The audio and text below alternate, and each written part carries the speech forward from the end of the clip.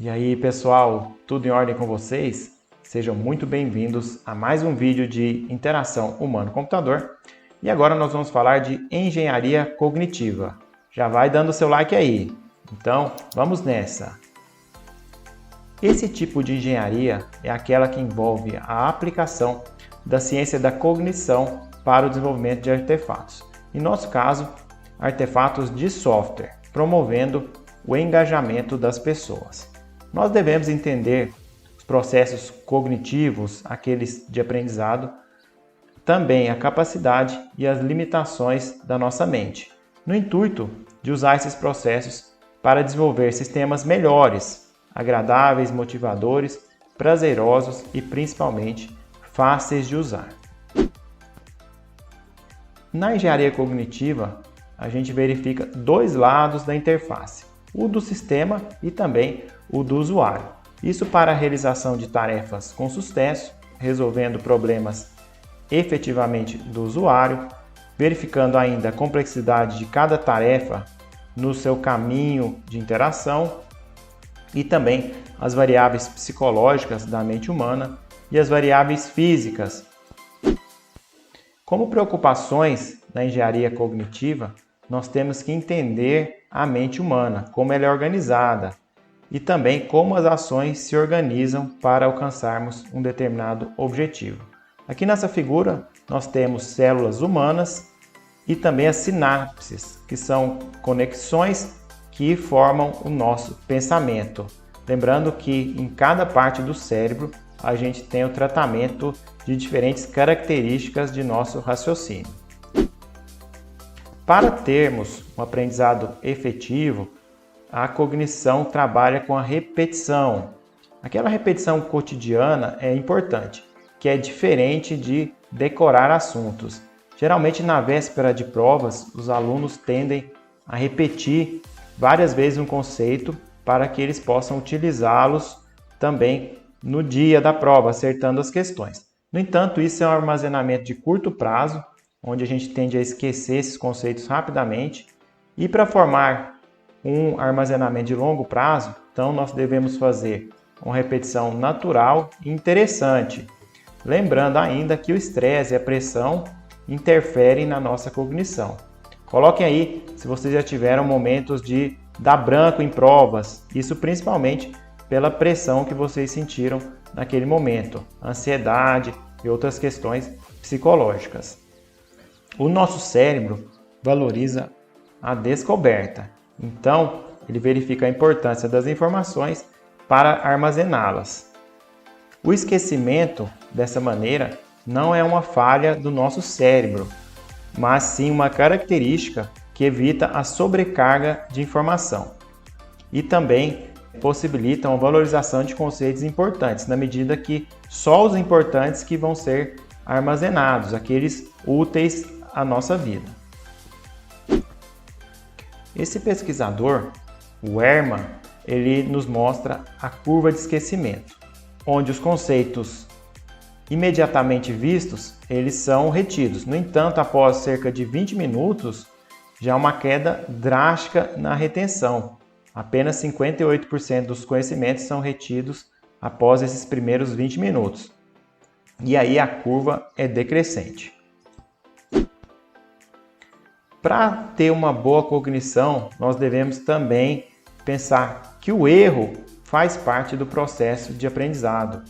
Nunca nós devemos, então, culpar o usuário pelo erro, mas sim informá-lo da situação e de como corrigir determinado erro.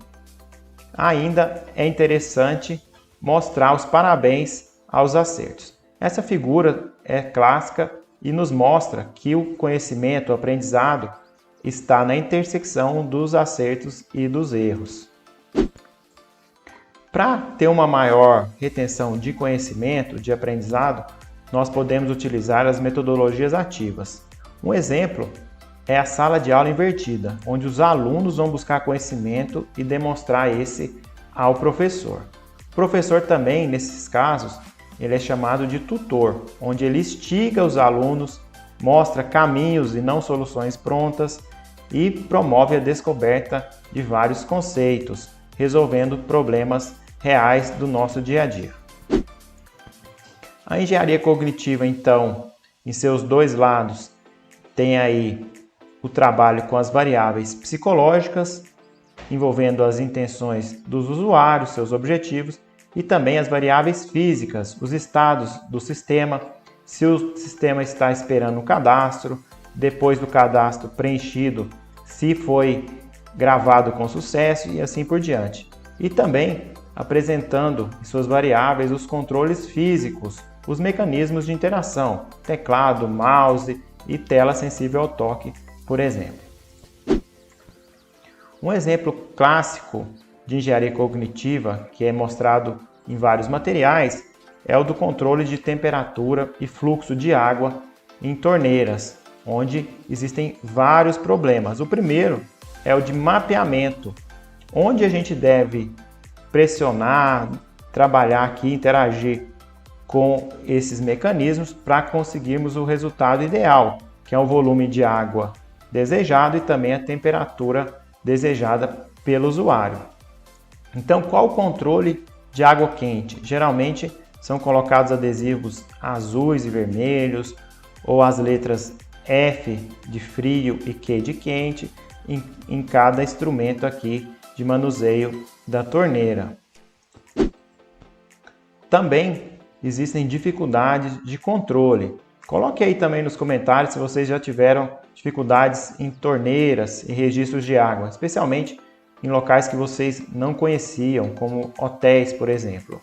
Nesse caso, para aumentar a temperatura da água, mantendo um fluxo constante, é necessário manipular as duas torneiras ao mesmo tempo, porque eu preciso diminuir a água quente e aumentar a fria, se eu quero diminuir a temperatura e também manter esse fluxo de água. Um tanto difícil, não é mesmo?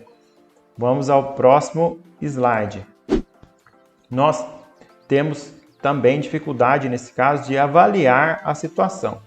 Quando tem dois bicos de torneira, é difícil avaliar se o resultado foi alcançado, porque eu tenho que verificar o que está saindo nesses dois bicos. Ainda, nós temos uma maior dificuldade nessas torneiras de monocomando, onde apenas um instrumento vai realizar todos os controles. Elas são bonitas, mas não são tão fáceis de trabalhar. Para cima a gente trabalha com fluxo de água e nas laterais aqui, ó, da esquerda para a direita ou vice-versa, nós controlamos a temperatura.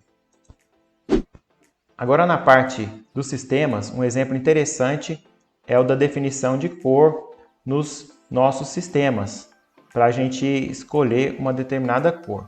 Aqui nós temos o sistema RGB, que é Red, de vermelho, Green, verde e Blue, o B aqui, azul, onde nós temos números que vão indicar cada cor.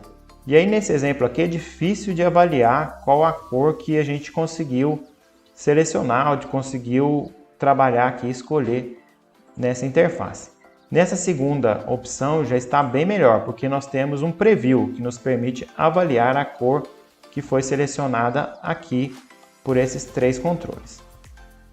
Agora sim nós temos um exemplo bem melhor, onde nós temos cores básicas que eu já posso escolher facilmente apenas clicando e não trabalhando com números, ou então selecionando aqui nessa palheta bem extensa de cores, bem legal, onde eu já seleciono e já vejo a cor que eu escolhi de uma maneira bem tranquila. E nessa lateral ainda posso trabalhar com tonalidades dessa cor. É isso então, pessoal. Espero que vocês tenham compreendido essa teoria da engenharia cognitiva. Se tiverem dúvidas, coloquem aí nos comentários.